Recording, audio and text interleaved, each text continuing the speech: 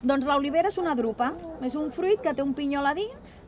És un dels tallers que organitza el Centre de Natura de Can Soler, ubicat al barri de Sant Genís.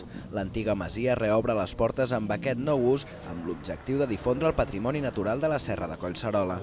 Obrirà al públic els divendres i els dissabtes al matí, de 2:15 a 2:45, cada 2 setmanes. Serà un centre obert a la gent del barri, als veïns, les veïnes i les associacions i entitats, això els dissabtes, i els divendres vindran les escoles de la ciutat de Barcelona per poder fer activitats de lleure, de natura i de cultura. Entitats com el col·lectiu Agudells, l'Escola d'Art Floral de Catalunya o la Fundació Els Tres Turons tenen la seu en aquest espai i participen en el projecte.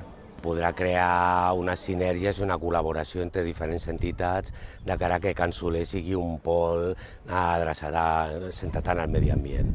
Dins l'edifici hi ha una exposició permanent sobre la biodiversitat de la zona i una altra sobre el projecte del futur parc de Can Soler. Principalment convertirà aquest camp de futbol a tocar de la masia en una zona amb horts, pistes poliesportives i espais per a l'estada del veïnat.